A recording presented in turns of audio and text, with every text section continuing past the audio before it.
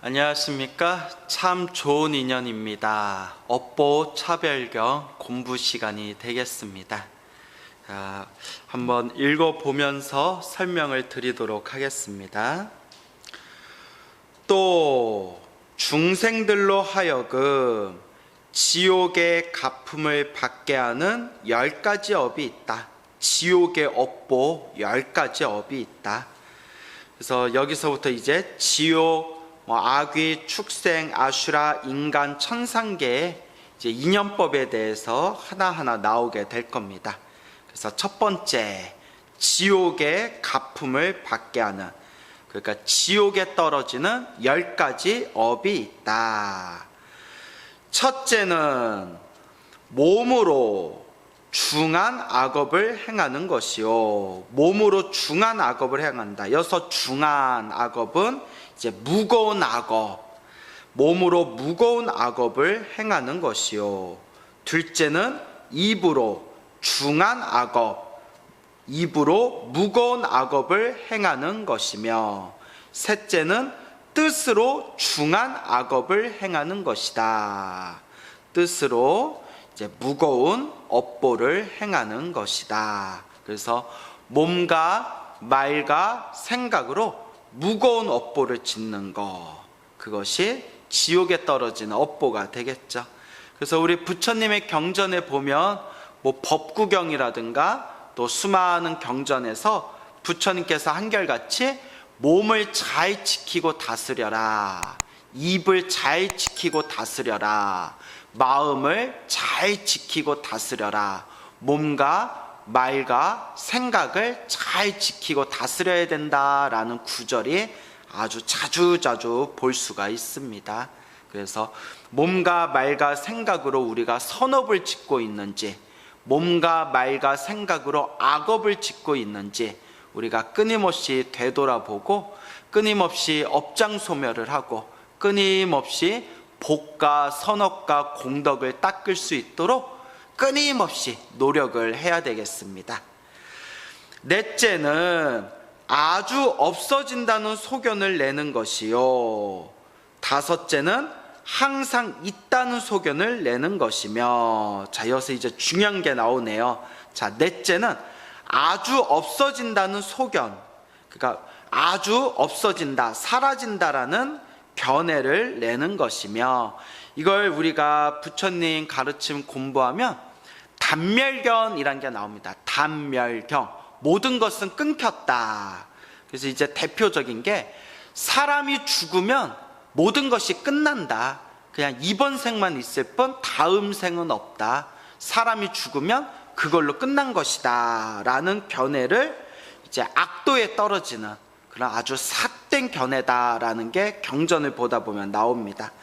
그래서 우리 주변에 보면 윤회가 없다라는 식으로 말씀하시는 분들이 곧잘 있습니다. 그래서 윤회는 없다, 윤회 같은 거 믿을 필요 없다, 심지어 이렇게까지 이야기하시는 분들도 계시는데, 2600여 년 전 부처님 당시에도 윤회가 없다, 윤회를 믿지 않는 그런 부류의 사람들이 있었나 봅니다. 그래서 부처님께서 따끔하게 말씀하시기를, 다음 생이 없다는 것은 단멸견이다 라고 말씀하셨습니다. 그리고 이 단멸견에 빠지게 되면, 윤회가 없다라는 삿된 견해에 빠지게 되면 반드시 악도에 떨어지게 된다라고 따끔하게 말씀하시는 내용이 있습니다. 그러니까 윤회가 없기는 없어요. 왜 없냐? 깨달으면 없어요. 마음을 활짝 깨달으면 모든 번뇌가 다 사라지면 윤회는 없습니다. 단 우리가 마음을 깨닫지 못하고 우리가 이제 번뇌를 소멸하지 못한 상태에서 윤회는 없다라는 말을 함부로 해서는 안 된다.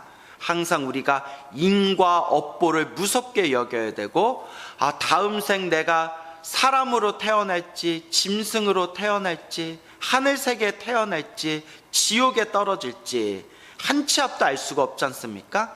그래서 항상 몸과 말과 생각을 잘 지키고, 몸과 말과 생각을 잘 다스리면서 복과 선업과 공덕을 잘 닦아나갈 수 있도록 우리가 노력해야 된다라는 것을 불자분들께서는 꼭 명심하셔야 됩니다. 그래서 여러분 주변에 윤회가 없다, 죽으면 끝이다, 다음 생 같은 거 없다 이렇게 말하는 어리석은 부류의 사람들의 그렇게 이제 귀 기울이지 마시고 오직 부처님의 말씀, 오직 부처님의 경전을 의지하면서 항상 바른 견해를 잘 닦으셔야 됩니다. 그러니까 우리가 번뇌가 소멸하고 완전한 깨달음을 얻으면 윤회는 없지만 우리가 아직 깨닫지 못하고 마음에 번뇌가 있다면 그 번뇌의 어변으로 인해서 끊임없이 내가 지은 업보대로 다음 생 새롭게 몸을 받게 됩니다.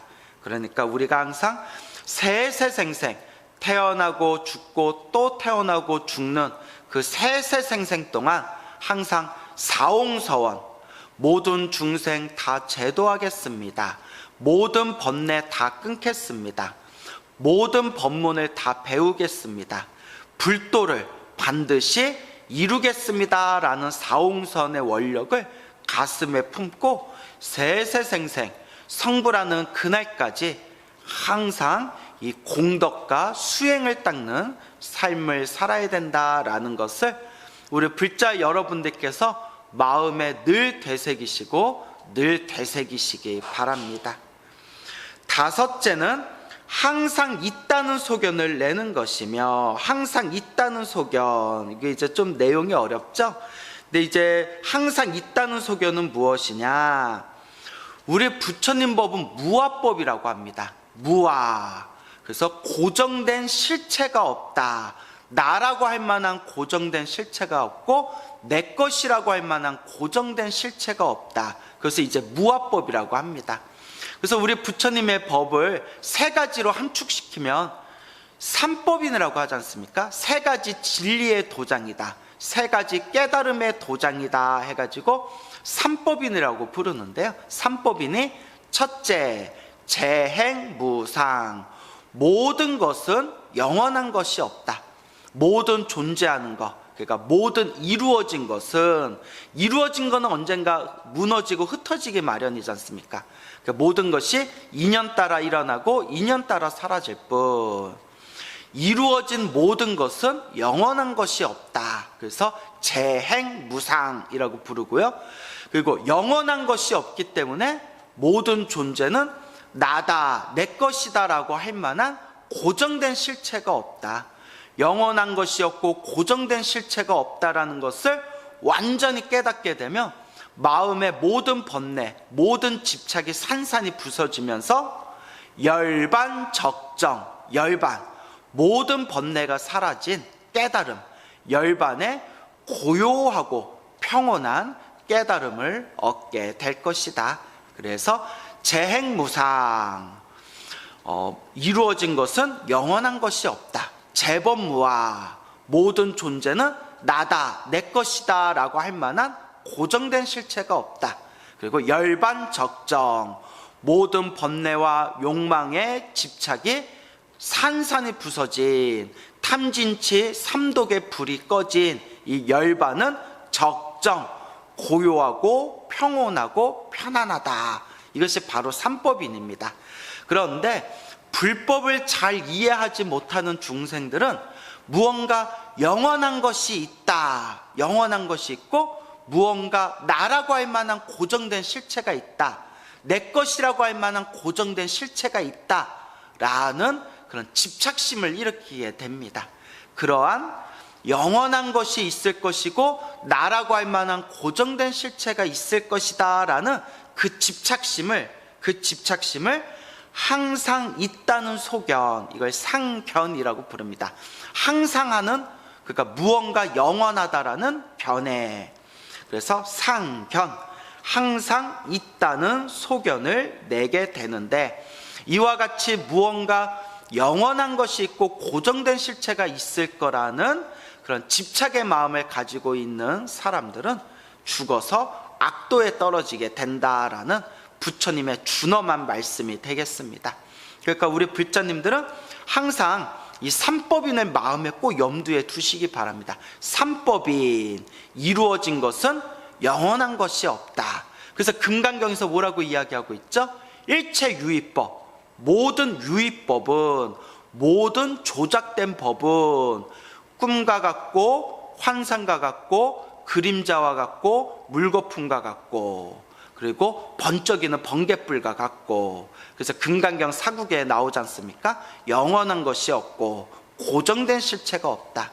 영원한 것이 없고 고정된 실체가 없다는 것을 확연하게 꿰뚫게 되면 모든 번뇌와 욕망과 집착이 다 부셔져서 사라진다. 그것이 바로 윤회가 사라진 자리, 바로 열반의 평온하고 고요한 세계이다. 열반적정, 재행무상, 재법무와 열반적정, 꼭 잘 여러분들께서 외워두시기 바랍니다. 여섯째는 원인이 없다는 소견을 내는 것이요. 원인이 없다는 소견을 낸다. 그러니까 우리 부처님은 인연법이라지 않습니까? 인연법. 인연 따라 일어나고 인연 따라 사라지게 되는데, 모든 것이 원인과 조건에 의해서 펼쳐진 인연법입니다. 그래서 열매가 나오기 위해서는 반드시 씨를 심어야 열매가 나오듯이, 우리 앞에 펼쳐진 모든 존재는 반드시 그 존재를 이룰 만한 원인들이 있는 것이다. 그런데 이제 불법을 이해하지 못하는 사람들은 원인, 이 인과법, 이 인연법을 올바르게 보지 못하고 마치 모든 것은 우연에 의해서 이루어진다, 모든 것은 특별한 법칙이 없고 다 우연 따라 일어나고 우연 따라 사라지는 것이다 와 같이 이 인연법을 무시하는 견해를 일으키게 됩니다. 하지만 우리 부처님께서는 모든 것이 다 인연법이다. 우리 앞에 펼쳐진 행복과 불행도, 우리 앞에 펼쳐진 모든 좋은 인연과 나쁜 인연도 다 원인과 조건 따라서 펼쳐진 결과들, 즉 인연법이다 라고 말씀을 하셨습니다. 그러니까 여러분들이 행복하게 살고 싶다면 행복하게 살 수 있을 만한 좋은 씨앗, 그리고 좋은 원인을 지어야 되고, 여러분들이 나쁜 씨앗, 나쁜 원인을 짓게 되면 이제 우리 삶에 나쁜 결과, 불행을 만들어내게 되는 겁니다. 그래서 항상 행복을 추구하고, 그리고 항상 이 편안하고 평온하고 이 마음의 그런 안정을 추구하시는 분들이라면, 그런 불자들은 반드시 내가 지은 원인 따라서 내가 그러한 결과를 받게 된다라는 믿음을 가지시고, 항상 좋은 인연을 지을 수 있도록, 좋은 원인을 지을 수 있도록, 좋은 씨앗을 심을 수 있도록 좋은 인연법을 지어 나가야 됩니다. 그래서 우리가 살아가는 데 있어서 또 우리 앞에 펼쳐진 모든 존재와 현상에 아무런 원인이 없다, 그냥 우연 따라 일어나는 것이다 라는 견해는 악도에 떨어지는 견해가 된다라고 부처님께서 이제 말씀하시고 계시는 겁니다. 그래서 2600년 전에 부처님 당시에 이와 같은 견해들을 가진 사람들이 있었습니다. 그래서 아무런 그런 이제 원인 없이 모든 게 우연에 의해서 생기는 것이다라는 견해를 가진 사람들이 있었고, 또 혹은 모든 것은 하늘의 신이 모든 걸 결정짓는 것이다라는 어리석은 견해에 빠진 중생들도 있었고, 이렇게 숱하게 수많은 그런 잘못된 견해를 가진 중생들이 있었는데, 그런 잘못된 견해를 진실이라 믿고 어리석은 짓을 하면서 살면 다음 생에 악도에 떨어지게 된다. 그래서 부처님께서는 그 하나하나에 대해서 따끔하게 비판하시면서, 모든 것은 인연 따라 일어나고 인연 따라 사라지는 것이고, 그 인연법을 짓는 것은 바로 나의 몫이고, 내가 어떤 인연법을 닦아 나아가냐에 따라서 나의 행복과 불행이 펼쳐지게 된다. 그래서 항상 복과 선업과 공덕을 잘 닦아야 되고, 이 마음을 잘 닦아야 된다라고 부처님께서 구구절절히 경전에서 설법하신 겁니다. 그래서 우리 주변의 사람들을 보면, 야, 인생 살아가는데 별거 없어, 죽으면 다 끝이야, 그 잘 살고 못 살고 그것도 다 운이야, 야, 절에 가고 부처님 믿는다고 일이 다 잘 풀리겠냐? 그러면 이 세상에 못 살 사람 하나도 없겠다. 이런 식의 견해를 일으키는 사람들이 있지 않습니까? 그런 견해에 귀 기울이지 마시고 오직 진정한 불자라면 오직 부처님의 가르침, 부처님의 말씀, 부처님의 경전에 의지하면서 마음을 닦아야 된다라는 것을 꼭 명심하시기 바랍니다. 일곱째는 짓는 이가 없다는 소견을 내는 것이며, 짓는 이가 없다. 자, 이것도 이제 부처님 당시에 있었던 그런 이제 삿된 견해 중에 하나인데, 원인도 없고 결과도 없고, 그리고 원인과 결과 속에서 그것을 지은 자도 없다라는 허무주의가 있었습니다. 허무주의가 있었는데, 원인이 없다, 무언가를 몸과 말과 생각으로 무언가 행위를 지었는데 그 행위를 지은 자도 없다라는 허무주의에 대해서 부처님께서 경계하는 말씀이 되겠습니다. 허무주의, 예를 들어서 뭐 사람을 죽여도 사람이 죽은 바가 없고 사람을 죽인 자도 없다라는 이런 이상한 사이코패스, 소시오패스 같은 그런 이상한 허무주의라든가 그런 공허한 염세주의 같은 것을 이제 비판하는 내용이 되겠습니다. 그래서 짓는 이가 없다라는 소견을 내는 것에 대해서 부처님께서 내가 지은 업은 반드시 내가 받는다고 했습니다. 우리가 지은 업은 반드시 우리가 받는다. 단 무아법, 아까 말한 무아와 공사상의 입장에서 보면 몸과 말과 생각으로 어떤 행위를 지었다 했을 때 그 행위를 지은 자가 고정된 실체가 없다는 겁니다. 고정된 실체가 없다.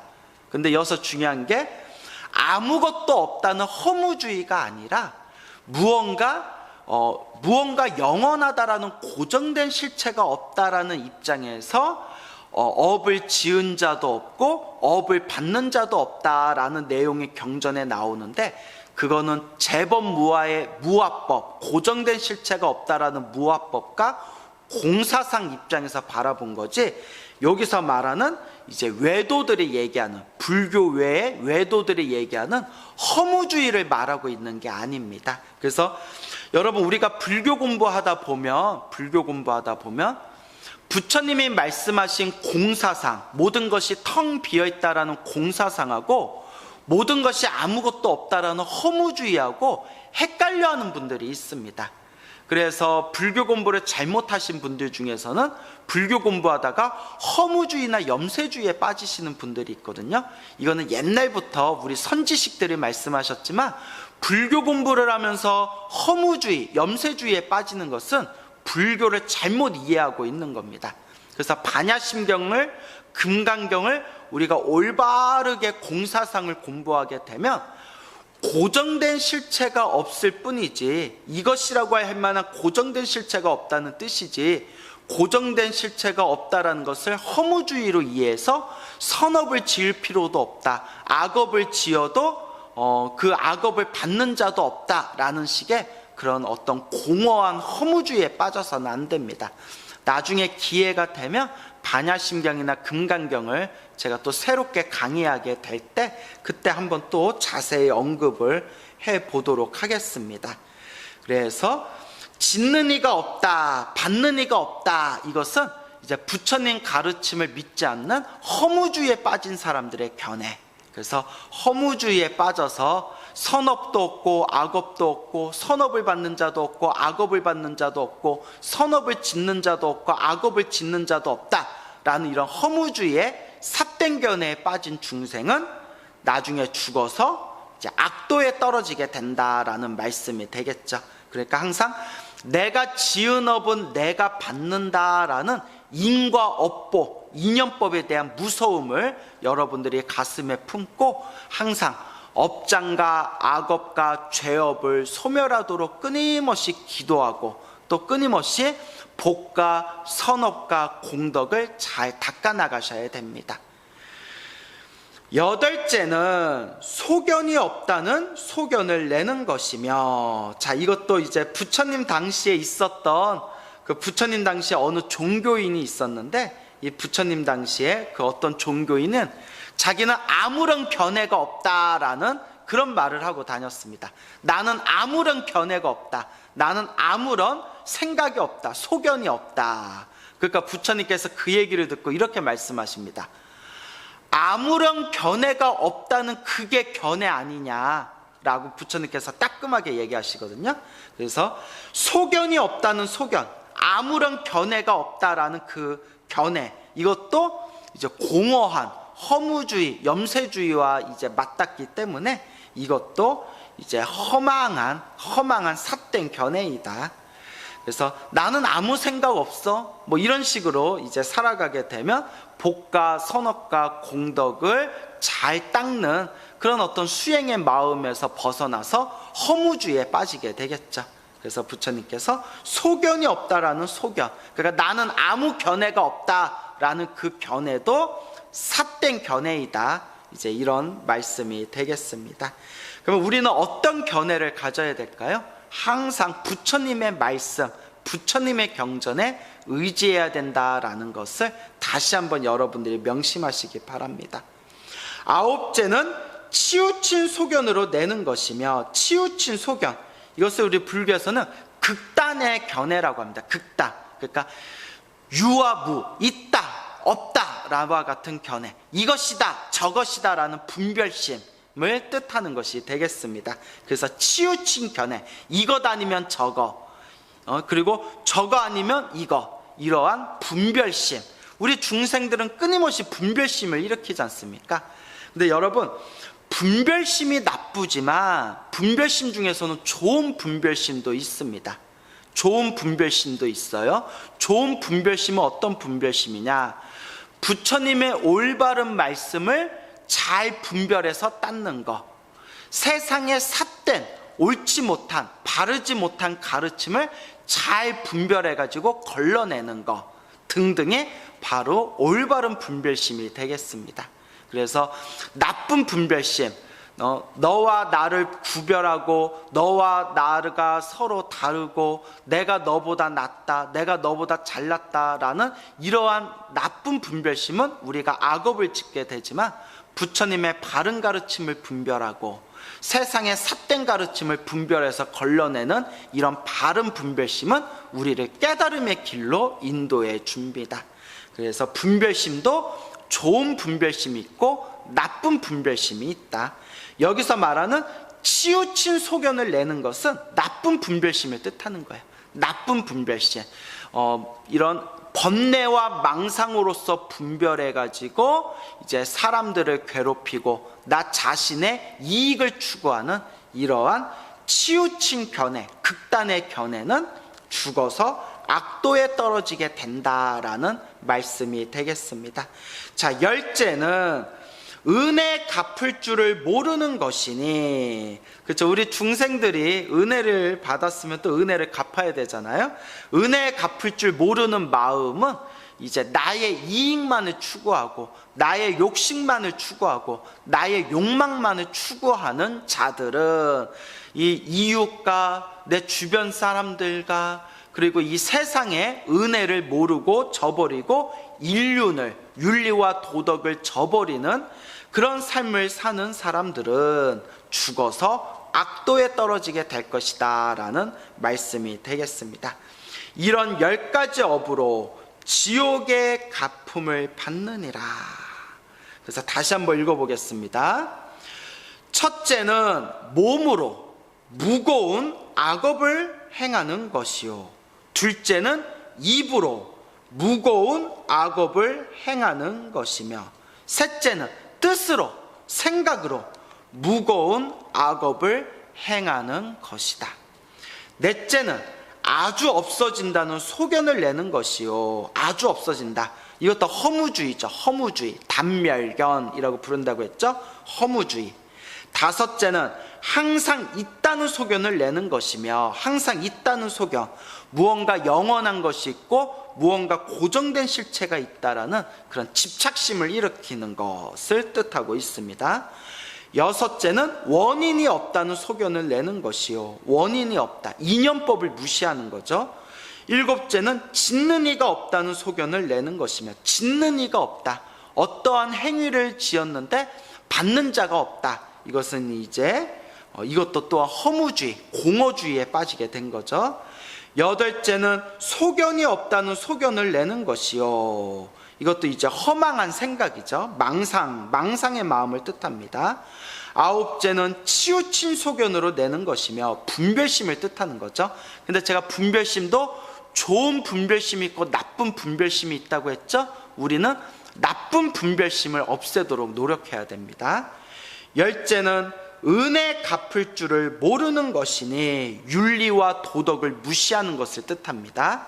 이런 10가지의 업보로 지옥에 태어나는 그런 업을 받게 된다라는 뜻이 되겠습니다.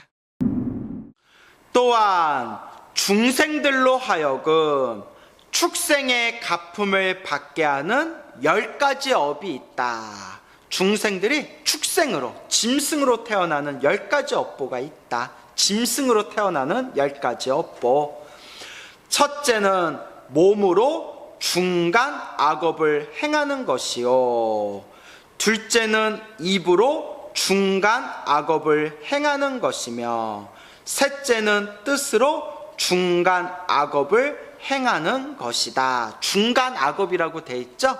그러니까 이제 우리가 업보를 지을 때에도 무거운 업보가 있고 좀 가벼운 업보가 있고, 그 무거운 업보와 가벼운 업보의 중간이 이제 중간 업보가 되겠죠. 그래서 무거운 업보를 지었을 때는, 아주 극악한 무거운 업보를 지었을 때는 지옥에 떨어지게 되고, 그리고 여기서 나온 대로 무거운 업보, 지옥에 떨어질 만큼의 무거운 업보는 아니지만 중간의 업보, 중간의 죄업, 중간 수준의 악업을 짓게 되면 이제 축생으로 태어나게 된다라는 뜻이 되겠네요.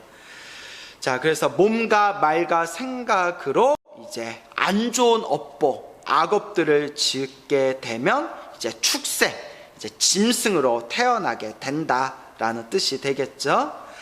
넷째는 탐하는 번뇌를 따라 온갖 악업을 지는 것이요. 그러니까 탐하는 번뇌, 탐욕을 뜻하는 거죠. 탐욕. 그래서 탐욕에 의해서 온갖 나쁜 업보를 짓는 것이요.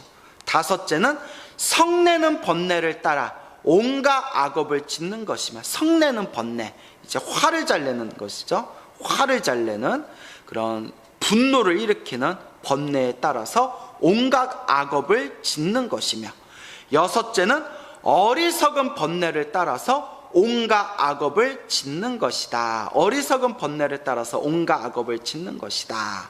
그래서 이제 부처님 경전이나 혹은 이제 불교설화 같은 걸 보면 우리가 우리 번뇌의 3가지 속성이 있지 않습니까? 탐욕과 성냄과 어리석음. 그래서 탐욕과 성냄과 어리석음에 휩쓸려서 아주 극악한, 아주 못되고 흉악한 무거운 업보를 지으면 당연히 이제 지옥에 떨어지게 될 것이고, 그리고 지옥에 떨어질 정도의 업보는 아니지만 탐욕으로 큰 업보를 짓게 되면 이제 그 탐욕의 업보로 돼지로 태어나게 되고, 우리가 흔히 돼지하면 탐욕의 상징으로 여기지 않습니까? 그래서 돼지로 태어나게 되고, 승질을 잘 내면, 화를 잘 내면, 이 분노를 잘 일으키면 독사로 태어나게 된답니다. 왜냐하면 독사가 항상 가슴에, 마음에 독을 품고 있지 않습니까? 그래서 불교설화를 보면 화를 잘 내는 사람들은 독사로 태어난다, 뭐 또 그런 구절이 있습니다. 그리고 어리석은, 어두침침한 어리석은 견해에 이제 빠지게 되면 이제 소로 태어나거나 혹은 나무 밑에나 그 바위 밑에 기생하고 있는 벌레로 태어나게 된다고 합니다. 이런 내용들이 다 부처님 경전이나 선지식들 말씀에 이제 많이 나옵니다. 그래서 우리 부처님의 가르침을 올바르게 깊이 공부하지 않는 분들은 무슨 사람이 죽었는데 짐승으로 태어나냐, 벌레로 태어나냐, 아니 부처님 경전에 어디 그런 내용이 나오느냐, 심지어 그렇게도 얘기하시는 분들이 있는데 부처님 경전에 다 나오는 말씀입니다. 우리 중생들이 다들 아르마리가 많아지고 번뇌와 망상이 많아지다 보니까 심지어 절에 다니는 불자들조차도 부처님의 말씀, 부처님의 경전을 100% 믿지를 못하더라고요. 근데 이제 이와 같은 이 내가 지은 인연법에 의해서, 선업과 악업에 의해서 다음 생에 내가 어떤 몸을 받게 되는지에 대해서는 이미 부처님께서 수많은 경전에서 설법을 하셨습니다. 그래서 우리들은 그저 부처님의 말씀을 잘 믿고 항상 복과 선업과 공덕을 닦고 이 마음 공부를 잘하도록, 이 마음 수행을 잘하도록 항상 명심하고 실천할 수 있도록 노력해야 되겠습니다. 그래서 이와 같이 탐욕에 휩쓸리고 성냄, 분노, 화에 휩쓸리고 어리석음에 휩쓸리게 되면 이와 같이 이제 짐승, 축생의 몸을 받게 된다. 이제 이런 말씀이 되겠네요. 자, 그리고 일곱째는 중생을 꾸짖는 것이요. 중생을 꾸짖는다. 여기서 말한 중생을 꾸짖는다는 것은 이제 말로써 중생, 사람들을 괴롭힌다라는 뜻이 있습니다. 중생을 꾸짖는다. 예전에 어느 학교 선생님이 저한테 이런 질문을 하시더라고요. 스님, 제가 스님 법문을 많이 듣고 있습니다. 스님 법문을 들으면서 인과 업보가 이렇게 무섭구나라는 걸 많이 느꼈습니다. 근데 스님, 제가 교사라서, 학교 선생님 교사라서 어쩔 수 없이 학생들한테 험한 말을 할 때가 있는데 이것도 악업이 됩니까? 라고 하시더라고요. 이것도 업보가 됩니까? 그 평소에 학생들한테 험한 말을 많이 하셨는지 막 찔리셨나 봐요. 그래서 이제 학교 선생님이신 그 교사 불자님한테 뭐라고 이야기했냐면 하나만 생각하면 안 됩니다. 우리 불교에서 말하는 선업과 악업은 의도에서 결정됩니다. 의도, 내가 어떤 의도로 그런 짓을 저질렀냐. 그렇기 때문에 내가 짜증나고 내가 화가 나가지고 학생한테 험한 말을 한 것은 악업이 되겠지만, 이 학생이 정말 바른 길을 갔으면 하는 마음에 좋은 말을 하면 못 알아들으니까 이 학생을 따끔하게 가르쳐서 이 학생이 바른 길을 가기를 원하는 그런 좋은 의도로 험한 말을 했을 때, 꾸짖었을 때, 꾸중했을 때는 악업이 되지 않습니다 라고 말씀을 드렸습니다. 이제 어떤 의미인지 이해가시겠죠? 그러니까 내가 어떠한 업을 지었을 때 그 업이 몸과 말과 생각으로, 특히 몸과 말로 무언가 업을 지었을 때 내가 어떤 마음으로 지었냐, 어떤 의도로 지었냐, 그것이 이제 중요한 핵심이 되겠습니다. 그러니까 좋은 마음으로 중생을 꾸짖었냐, 아니면 내 탐욕과 성냄과 어리석음에 빠져서 중생을 괴롭히고 꾸짖었냐, 이것이 이제 선업이 될 수도 있고 악업이 될 수도 있겠죠. 그러니까 동전 한 면만 봐서는 안 됩니다. 그래서 우리가 불교 공부할 때는 원만하게 두루두루 공부해야 됩니다. 부처님께서는 이 경에서는 이런 관점에서 말씀하셨구나, 저 경전에서는 또 다른 관점에서 설법하셨구나, 이렇게 경전을 두루두루 보면서 우리가 원만하게 부처님의 가르침을 공부해야 되겠습니다. 여덟째는 중생을 괴롭히고 해치는 것이며, 그렇죠, 중생을 괴롭히고 해치는 것. 그래서 이제 이런 내용들을 읽어보다 보면 우리가 사극, 드라마나 영화 같은 데 보면 탐관오리들 나오지 않습니까? 탐관오리들, 그 탐관오리들, 아주 그냥 흉악한 그 관리들이, 흉악한 벼슬아치들이 이제 우리 서민들, 백성들을 괴롭히는 내용이 나오지 않습니까? 그래서 막 엄청난 세금을 막 떼가고, 저 집에서 애가 굶고 있는데 쌀독에 쌀을 막 다 퍼가고, 막 이런 내용들 나오지 않습니까? 이렇게 중생들을 괴롭히고 해치는 거, 다음 생에 이제 축생에 태어나는 나쁜 업보를 짓게 된다.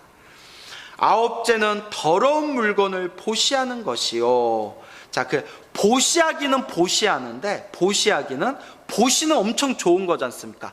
보시는 아주 훌륭하고 보시는 아주 뛰어난 건데, 더러운 물건을 보시한다, 그러니까 안 좋은 것, 나쁜 걸 보시하는 것은 선업이 아니라 악업이 된다는 겁니다. 선업이 아니라 악업이 된다. 그러니까 우리가 누군가에게 보시할 때는 그 사람이 정말 필요로 하는 거, 그 사람의 도움이 되는 걸 보시해야 선업이 된다는 거예요.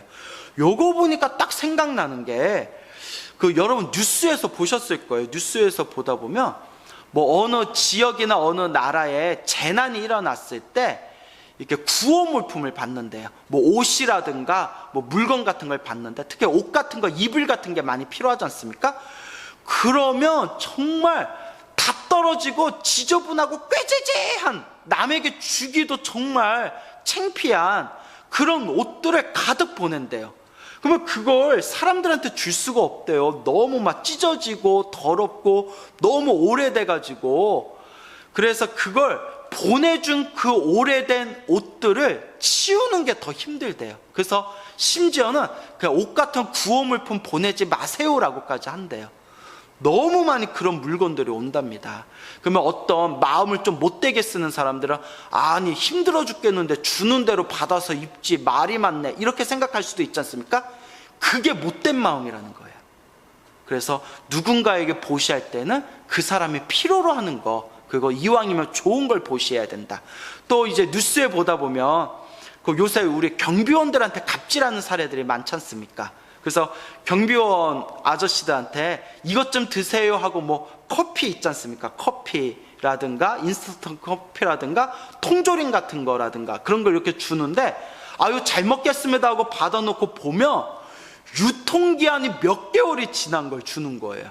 그러니까 자기들이 버리기 아깝거나 치우기 귀찮으니까 이거 드세요 하면서 유통기한이 몇 달이 지난 걸 경비원 아저씨한테 주는, 그런 정말 좀 사람답지 못한 그런 불미스러운 사건도 이제 뉴스에서 볼 때가 있습니다.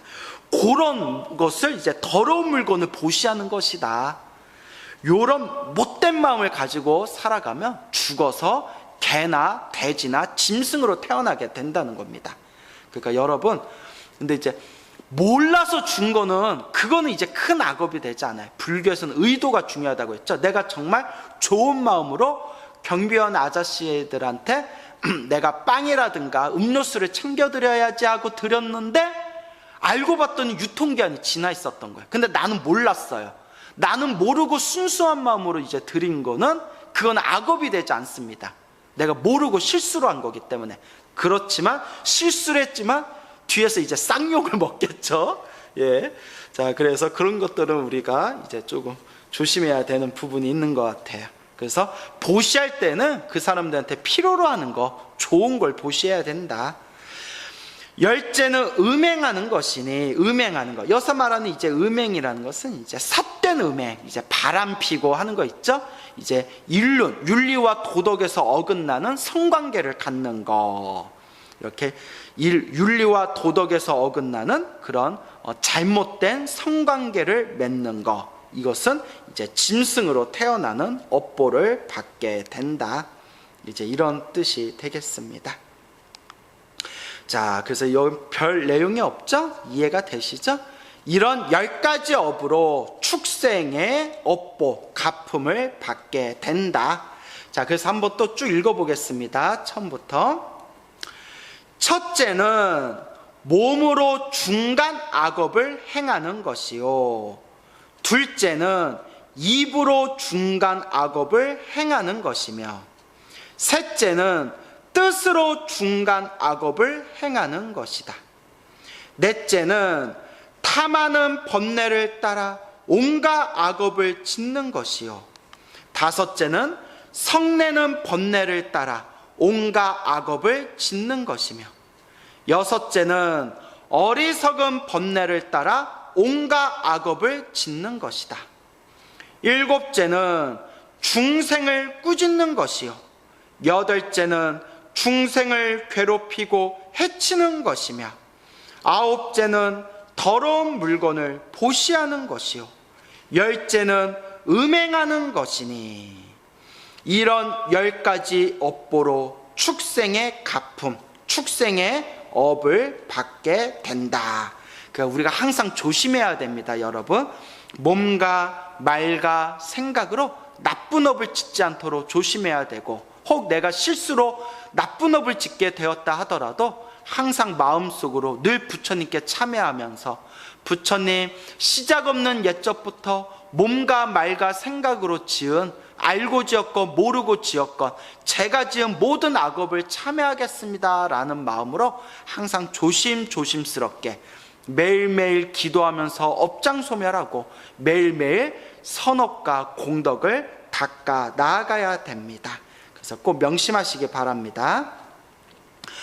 또 중생들로 하여금 악귀의 가품을 받게 하는 10가지 업이 있다. 악귀는 귀신이에요. 귀신인데 배고픔에 굶주린 귀신들, 그래서 배고픔에 떨고 있는 배고픔에 굶주린 귀신들을 악귀라고 부릅니다.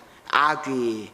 그래서 전생에 욕망과 욕심으로 살아가고 탐욕이 가득하고 다른 사람에게 폐를 끼치면서 다른 사람들을 힘들게 하면서 나의 이익만을 추구했던 존재들이 악귀로 많이 태어나게 된다고 합니다. 그래서 배고픔에 굶주린 귀신들의 세계, 악귀가 되겠습니다.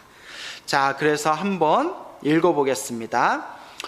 첫째는 몸으로 가벼운 악업을 행하는 것이요. 자, 아까 지옥에 떨어진 거는 이제 무거운 악업이라고 했죠. 지옥에 떨어진 건 무거운 악업이고, 축생으로 떨어지는 것은 중간의 악업이고, 악귀로 떨어지는 것은 가벼운 악업이다. 자, 근데 여러분, 여기서 이제 중요한 게 있어요. 경전마다 내용이 조금씩 다른 부분이 있다고 했잖아요. 이제 다른 우리가 책을 통해서 공부를 하다 보면 무거운 업보를 지으면 지옥에 떨어지고, 중간에 업보를 지으면 이제 악귀에 떨어지고, 조금 가벼운 업보를 지으면 축생에 떨어진다. 이제 이런 내용이 나옵니다. 그리고 이게 좀 바뀌었죠. 이 책의 업보차별경에서는 축생이 악귀보다 더 괴롭고 무거운 업보다라는 식으로 얘기했고, 예? 그리고 이제 또 다른 책에 보면 축생보다 악귀, 배고픔에 굶주린 악귀들이 더 괴로운 존재들이다. 또 이렇게 되어 있습니다. 근데 요거는 이제 왜 차이가 나냐 하고 제가 봤더니, 지옥이 가장 괴로운 건 당연한 거고요. 지옥도 뭐 수백 개의 지옥이 있다고 하거든요. 대표적인 게 뭐 8대 지옥, 그 다음에 또 더 나아가면 뭐 108지옥, 더 나아가면 또 수백 개의 수많은 지옥들이 있는데, 지옥이 가장 괴로운 세상이고, 다만 악귀하고 축생은 여러분 업이 저마다 달라요. 그러니까 악귀도 수많은 악귀들이 있고 축생도 수많은 축생들이 있어요. 예를 들어 축생들도 뭐 개, 고양이, 돼지, 소 등등으로 해서 엄청나게 많은 축생들이 있고, 그와 같이 악귀들도 악귀 한 종류만 있는 게 아니라 무슨 악귀 해서 수많은 악귀들이 있어요. 그러니까 악귀들도 어떤 악귀는 지옥만큼 괴로운 악귀들도 있고, 또 어떤 악귀들은 축생보다 좀 편한 악귀들도 있고, 그리고 짐승들도 어떤 짐승들은 정말 지옥같이 괴로운 삶을 사는 짐승들도 있고, 또 어떤 짐승들은 주인 잘 만나가지고 정말 저기 길에서 그냥 밥 못 먹고 길에 쓸어서 자고 있는 사람보다도, 인간보다도 더 호의호식하면서 사는 짐승들도 있잖아요. 특히 개나 고양이들 중에 주인 잘 만난 개하고 고양이들은 웬만한 사람보다도 사료를 더 잘 먹지 않습니까? 이제 약간 우스갯소리로. 그래서 어떤 축생은 악귀보다 더 편한 축생이 있고, 혹은 악귀보다 더 괴로운 축생이 있고, 악귀들 중에서도 어떤 악귀는 축생보다 편한 악귀가 있고, 혹은 축생보다 훨씬 괴로운 악귀가 있고, 그러니까 악귀의 종류와 축생의 종류 따라서, 그 조건 따라서 악귀가 더 괴로울 수도 있고 축생이 더 괴로울 수도 있다는 거예요. 그래서 경전마다 어떤 경전에는 축생보다 악귀가 더 괴롭다라고 말하는 경전도 있을 것이고, 또 어떤 경전은 그 반대로 축생이 아귀보다 더 괴로울 것이다. 이렇게 얘기하는 경전도 있을 것이고, 그런 차이가 있는 거예요. 이제 이해가 가시죠? 사람도 사람으로 태어난 게 복이 많다고 하지만 실제로 우리 주변에 보면 사람으로 태어났는데도 지옥만큼 괴로운 삶을 사는 중생도 사람도 있을 것이고, 사람으로 살고 있는데도 정말 하늘세계 신처럼 온갖 호의호식, 온갖 쾌락을 누리면서 사는 사람도 있을 거 아니에요? 지금 우리가 사람으로 살면서도 눈앞에서 폭탄이 떨어지고 전쟁이 나서 눈앞에서 막 총이 막 날라오고 막 수류탄이 터지면서 눈앞에서 내가 사랑하는 부모님과 내 사랑하는 연인과 내 뱃속으로 낳은 자식이 내 눈앞에서 폭탄 맞아서 많이 죽었다. 그러면 그게 지금 사람으로 태어났지만 지옥보다도 더 괴로운 상황이잖아요. 막 가슴이 막 찢어지면서 지옥 같은 괴로움을 느낄 거 아닙니까? 그러니까 그런 경우에는 사람으로 태어났지만 지옥 같은 지금 그런 괴로움을 받고 있는 거고, 그리고 우리 사람들 중에서는 어마어마한, 정말 세계에서 손꼽히는 어마어마한 재벌들은 하고 싶은 모든 것을 다, 물질적인 모든 쾌락을 다 누리면서 살 수가 있지 않습니까? 그럴 때에는 사람으로 태어났지만 저 물질적인 쾌락만큼은 하늘세계 복을 누리면서 살고 있구나, 이렇게 이제 우리가 판단해 볼 수가 있겠죠. 그래서 아귀와 축생이 어떤 존재가 더 괴로운 존재냐라는 것은 그 아귀와 축생의 종류와 조건과 환경 따라서 차이가 있다, 요 정도로 이해하시면 되겠습니다. 이렇게 얘기하니까 이제 정리가 되시죠? 그래서 경전에서 좀 다른 내용이 나오면 부처님께서는 중생들 수준에 맞춰서 법을 설하셨기 때문에 경전마다 좀 다른 내용들이 나오면 여러 각도에서 판단을 하고 그 상황과 조건 따라서 부처님께서 이런 인연에 의해서 법을 설하다 보니까 조금씩 차이가 있구나, 눈높이에 맞춰서 법을 설하다 보니까 중생들마다 법을 설하실 때 차이가 좀 있구나, 관점이 좀 다르구나, 이렇게 머릿속에 잘 정리해 두시면 되겠습니다. 첫째는 몸으로 가벼운 악업을 행하는 것이요, 둘째는 입으로 가벼운 악업을 행하는 것이며, 셋째는 뜻으로 가벼운 악업을 행하는 것이다. 어려운 내용은 없죠? 몸과 말과 생각으로 이제 악업을 행하였다. 그러니까 몸과 말과 생각으로 지은 나의 업보가 얼만큼 무거운가에 따라서 아주 흉악하고 아주 악한 존재들은 저 지옥에 떨어질 거고, 그 지옥 중에서도 조금 업보가 약한 사람은 지옥 중에서도 소지옥에 태어난답니다. 지옥도 대지옥이 있고 약간 작은 지옥, 소지옥이 있대요. 그래서 또 지옥 중에서도 저 무간지옥, 쉴 틈이 없이 괴로움을 당하는 지옥 중에 가장 밑바닥이라는 무간지옥에 떨어지는 중생도 있고, 지옥 중에서도 약간 약한 그런 이제 소지옥에 떨어지는 중생들도 있고, 또 몸과 말과 생각으로 지은 업보 따라서 이제 아귀계에 태어나는 중생도 있고, 축생계에 태어나는 중생도 있고, 그리고 똑같이 축생으로 태어나고 똑같이 아귀로 태어났는데도 더 괴로운 중생도 있고, 조금 덜 괴로운 중생도 있고, 자, 이렇게 여러 가지 천차만별 업보의 차별이 펼쳐집니다. 내가 지은 업보 따라서 다 차별이 펼쳐지는 거예요. 그래서 이 경전이 업보 차별경이다. 넷째는 많은 탐욕을 내는 것이요, 탐욕. 다섯째는 나쁜 탐욕을 내는 것이며, 넷째하고 다섯째하고 비슷하죠. 많은 탐욕, 그리고 또 탐욕 중에서 나쁜 탐욕, 많은 탐욕과 나쁜 탐욕을 내는 것이며, 여섯째는 질투하는 것이요, 질투하는 거. 그러니까 성내는 거, 분노하는 거라고 이해도 되겠죠? 우리가 부처님의 가르침을 공부하면 질투, 시기심 밑바닥에는 성냄이라고 합니다. 성냄, 화가 남, 성냄. 그래서 물론 탐욕, 부러움의 마음도 있겠지만 그런 질투하는 마음에는, 그런 시기심의 마음에는 성냄이 있다. 일곱째는 삿된 소견이며, 삿된 소견, 어리석음을 뜻하죠. 그래서 탐욕과 질투, 성냄과 삿된 소견, 어리석음. 그래서 탐, 진, 치, 삼도. 그래서 우리 중생들은 탐욕과 성냄과 어리석음에 휩쓸려서 몸과 말과 생각으로 업보를 짓는 겁니다. 악업을 짓는 겁니다. 그래서 탐욕과 성냄과 어리석음을 줄이면 줄일수록 몸과 말과 생각으로 우리가 악업을 점점 덜 짓게 되겠죠. 점점 몸과 말과 생각을 우리가 다스릴 수가 있게 되겠죠. 여덟째는 살림에 애착하다가 목숨을 마치는 것이요.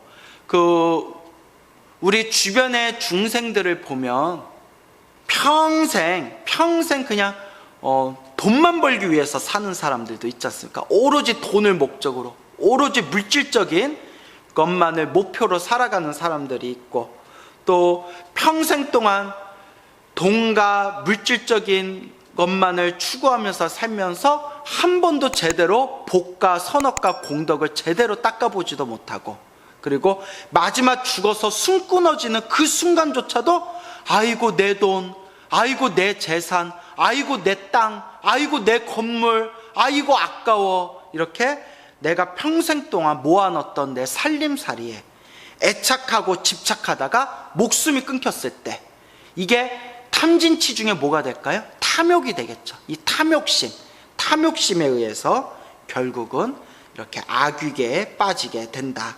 그래서 여러분 꼭 명심하셔야 됩니다. 우리 불자들은 열심히 노력하되 노력조차 안 하면 그는 허무주의죠. 여러분, 불교는 허무주의가 아니라고 했습니다. 열심히 노력하면서 일하되 되고 안 되고는 다 내 복 따라 살아가는 겁니다. 근데 노력조차 안 하면 안 됩니다.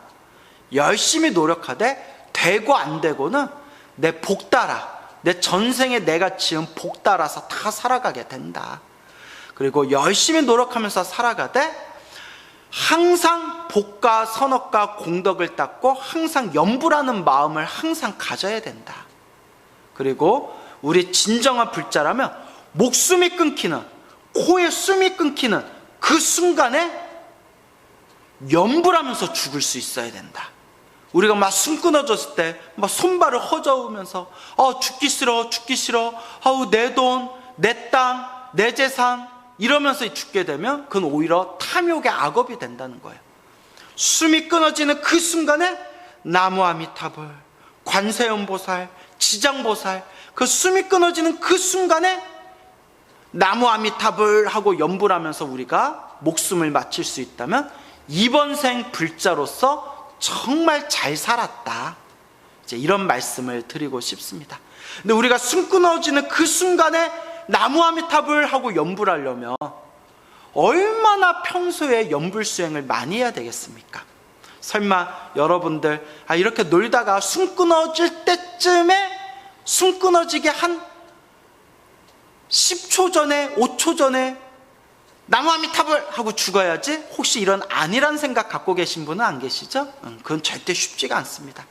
평소에 염불하고 염불한 수행의 공덕과 염불의 습관이 있어야 숨 끊어지는 그 순간에 나무아미타불 염불하면서 우리가 이 세상을 아름답게 회양할 수 있고, 숨 끊어지는 그 순간에 우리가 염불하면서 죽을 수 있다면 다음 생에 극락왕생하든 혹은 다음 생에 더 좋은 몸으로 더 좋은 세상에 태어날 수 있다. 이걸 꼭 명심하시길 바랍니다. 아홉째는 굶어서 죽는 것이며, 굶어서 죽는데 왜 악귀로 태어날까요, 여러분? 어떤 분이 스님, 굶어 죽는 것도 서러워 죽겠는데 내가 뭔 죄를 지었다고 굶어 죽는 것도 서러워 죽겠는데 굶어 죽어가지고 악귀로 태어납니까? 자, 그래서 여러분 경전은 골고루 봐야 된다고 했죠? 자, 여기서 굶어서 죽었는데 악귀로 태어난다라는 의미는 굶어 죽을 때 나 너무 배고프잖아요. 나 너무 배고프면서 음식과 먹는 것에 대한 강렬한 탐욕을 일으키게 된대요. 모르셨죠, 여러분? 그러니까 굶어 죽는 거는 불쌍한데 굶어 죽으면서 그 죽기 직전에 한 생각이 먹고 싶어, 배고파, 먹을 거, 그렇게 음식에 대한 강렬한 그런 탐욕심에 의해서 굶어 죽으면서 다음 생에 아귀로 태어나는 인연을 심게 된대요. 그래서 굶어 죽을 때 굶어 죽더라도 무슨 생각을 하면서 죽어야 된다? 염불하면서 죽어야 된다는 거예요. 아, 배고파 하면서 나무 아미타불, 밥 먹고 싶어 하면서 나무 아미타불, 밥 먹고 싶어, 떡 먹고 싶어, 빵 먹고 싶어 하면서 그 먹고 싶어 하는 그 마음에 나무 아미타불, 나무 아미타불. 내가 과거 전생에 너무나 박복하게 살고 내가 과거 전생에 죄업을 많이 지어서 이번 생에 굶어 죽게 되었구나. 굶어 죽을 때 굶어 죽더라도 나무 아미타불, 나무 아미타불, 부처님, 부디 다음 생에는 제가 좋은 몸, 좋은 세계, 복과 선업과 공덕을 닦는 그런 좋은 몸, 좋은 세계 태어나게 해주십시오. 나무 아미타불 하면서 염불하면서 굶어 죽는다면 좋은 세상에 태어날 수 있지만 굶어 죽을 때 먹고 싶어 하면서 죽으면 이번 생에 굶어 죽은 것도 서러워 죽겠는데 다음 생 이제 아귀가 된다는 거예요. 아귀. 근데 이제 불교설화 중에 공포소설 같은 내용이 있거든요. 거기 이제 이런 내용이 있어요. 특히 일본 불교설화에 보면 굶어 죽은 그 귀신들이 아귀가 돼가지고 막 이렇게 살아있는 사람들을 막 깜짝 놀래키고 막 괴롭히는 그런 내용이 나오거든요. 그때 이제 어느 고승이 나타나서 염불해주고 경전을 독송해주고 먹을 것을 사방에 뿌리니 그 굶어 죽었던 그 아귀들, 그러니까 어떻게 보면 불쌍한 중생이죠. 불쌍한 귀신들이죠. 그 귀신들이 그 큰 스님의 염불공덕으로 이제 다들 천도되었다, 아귀가 다들 천도되었다, 뭐 이런 내용들이 뭐 불교, 특히 일본 불교설화에 그런 내용들이 나오더라고요. 그래서 스님, 굶어서 죽는 것도 서러운데 왜 아귀로 태어납니까? 라고 했을 때 굶어 죽을 때 그 강렬한 탐욕심이 나를 아귀로 태어나게 한다. 그러니까 죽을 때 죽더라도 우리가 이제 간절하게 염불하면서 죽어야 된다. 열째는 목이 말라 죽는 것이니, 목이 말라 죽는다. 이제 아홉째하고 같죠? 근데 이제 이 업보차별경 내용이 여러분 느끼셨겠지만 10개로 딱딱 나눠요.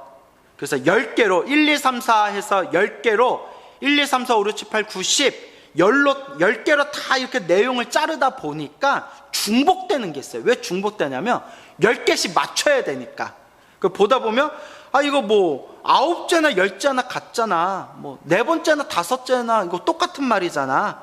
왜냐하면 10개씩 맞춰서 내용을 구성하다 보니까 이와 같이 이제 비슷한 내용이 중복됩니다.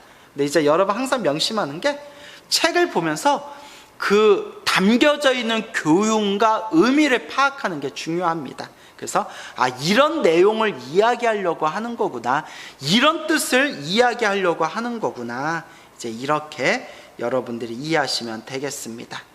자, 그래서 다시 한번 쭉 읽어보겠습니다.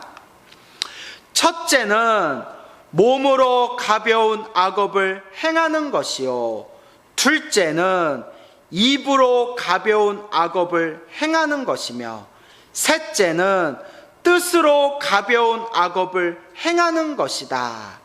넷째는 많은 탐욕을 내는 것이요, 다섯째는 나쁜 탐욕을 내는 것이며, 여섯째는 질투하는 것이요, 성내는 것이요, 일곱째는 삿된 소견이며, 여덟째는 살림에 애착하다가 목숨을 마치는 것이요, 아홉째는 굶어서 죽는 것이며, 열째는 목이 말라 죽는 것이니 이 10가지 업으로 아귀의 가품을 받게 되니라. 이 10가지의 업보로 다음 생에 아귀로 태어나게 되느니라 라는 내용이 되겠습니다.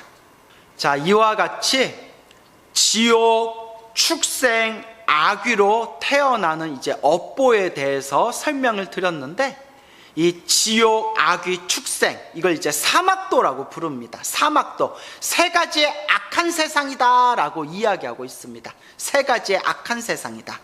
그래서 우리 불교는 육도윤회라고 하지 않습니까? 6가지의 세상을 수레바퀴처럼 내가 지은 업보 따라서 바퀴처럼 돌고 돌게 되는데, 이와 같은 지옥, 악귀, 축생, 아슈라, 인간, 천상 6가지 세상 중에서 가장 나쁜 세상이다, 가장 악한 세상이다, 가장 괴로운 세상이다 해가지고 지옥, 악귀, 축생을 사막도라고 부릅니다. 사막도. 그래서 우리 불교는 윤회법이지 않습니까? 시작 없는 옛적부터 사람의, 인간의 의식으로는 헤아릴 수 없는 머나먼 과거에서부터 지금에 이르기까지 얼마나 수많은 몸을 새로 받고 수많은 몸을 새로 받으면서 얼마나 많은 세상을 돌고 돌아서 지금까지 왔는가. 지옥으로 태어난 적도 있었고, 축생으로 태어난 적도 있었고, 악귀로 태어난 적도 있었고, 이렇게 숱한 사막도의 세상을 내가 얼마나 헤매다가 우리가 여기까지 왔는가. 그렇기 때문에 이 윤회법과 이 인과법을 믿는 불자님들은 정말 마음속으로, 내 마음으로 부처님의 가르침에 대해서 소중한 마음을 일으키셔야 됩니다.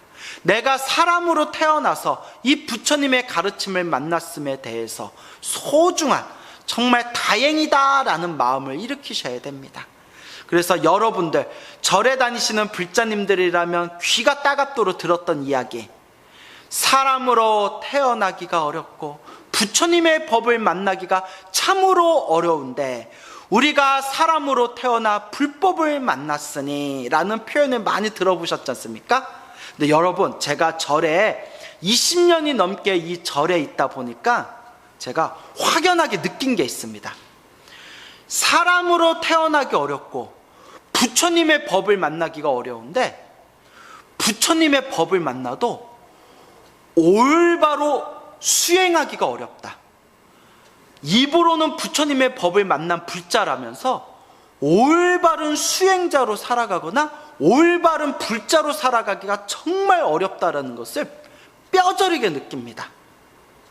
우리가 사람으로 태어나 부처님의 법을 만났지만 입으로는 나는 수행자다라고 말하지만 실제로 수행자답지 못하게 살아가는 경우가 우리가 얼마나 많습니까? 나는 절에 10년, 20년, 30년, 50년 다닌 불자다, 불제자다라고 하지만 실제로는 불자답지 못하게 살아가는 경우가 얼마나 많습니까? 그래서 제가 20년이 넘게 절에 있으면서, 이건 이제 저 자신한테 하는 얘기입니다. 저 자신한테 하는 얘기가 20년이 넘게 절에 있으면서 정말 처절하게 느끼는 게, 사람으로 태어나기 어렵고 불법을 만나기가 어려운데, 그걸 아는데 불법을 만났지만 올바로 수행하기가, 올바른 수행자 되기가, 올바른 불제자, 불자가 되기가 정말 더 어렵구나라는 것을 정말 뼈저리게 느낍니다. 그래서 우리는 정말 업보 중생입니다. 업보 중생입니다. 여러분들 절에 다니면서 마음이 부처다라는 말을 귀가 따갑도록 들었을 겁니다. 마음이 부처다.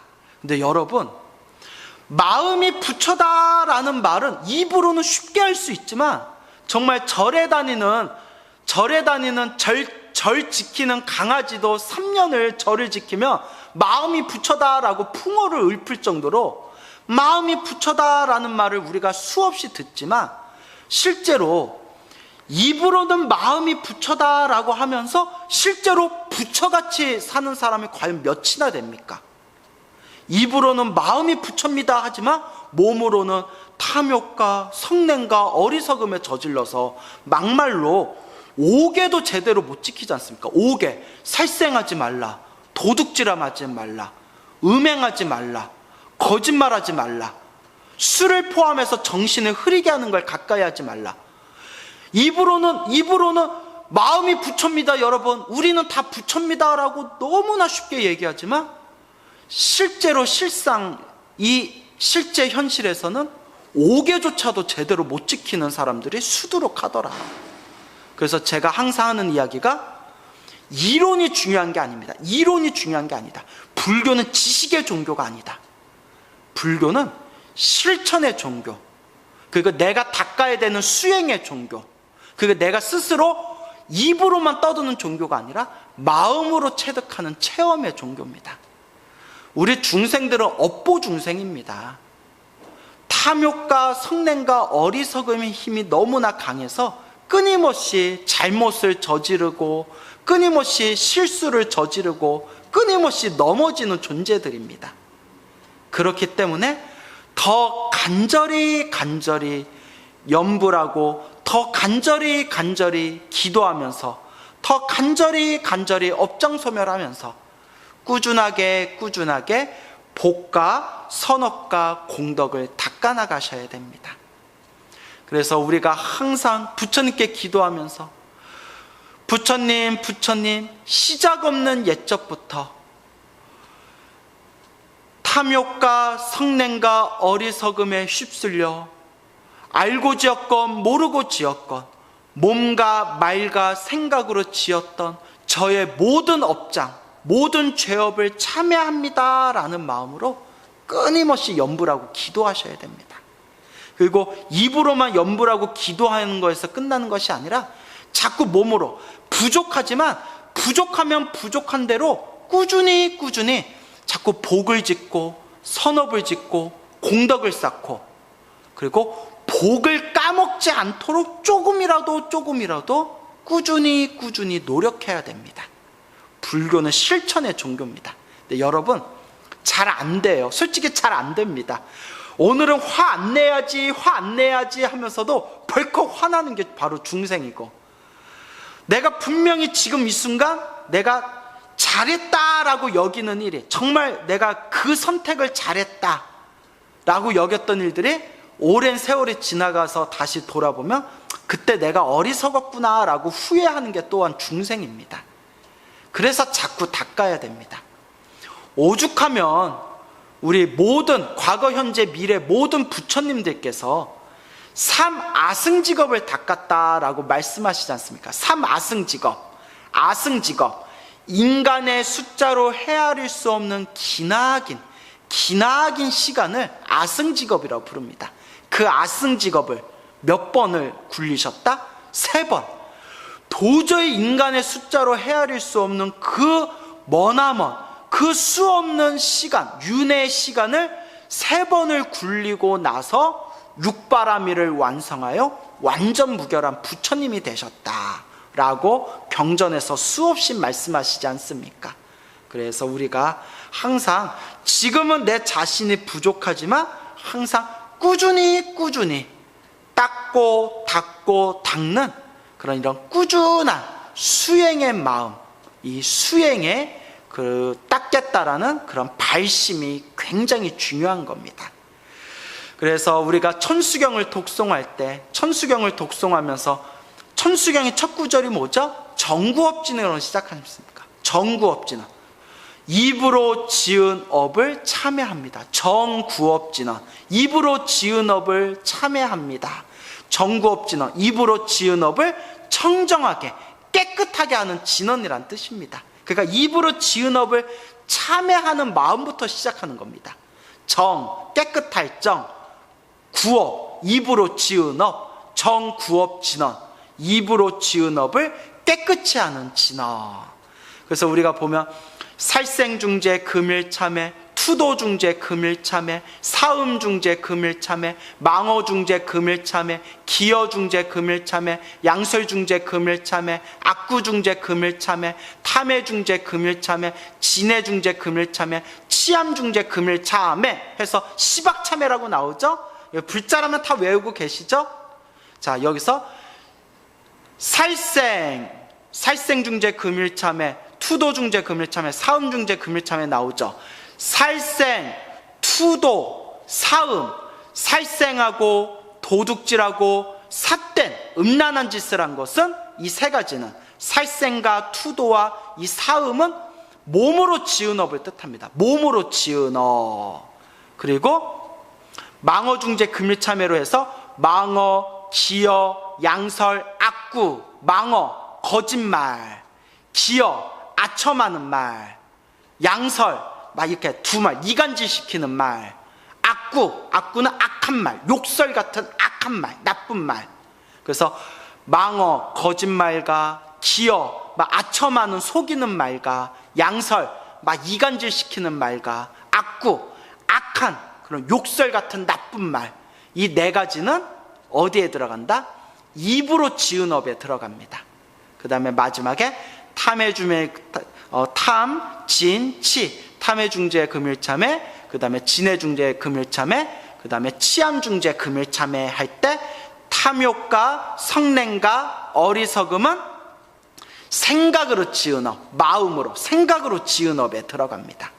그래서 우리가 계속 이제 업보차별경에서 배운 게 몸으로 지은 업, 입으로 지은 업, 생각으로 지은 업에 의해서 지옥, 악귀, 축생, 사막도에 떨어지게 된다라고 우리가 배웠지 않습니까?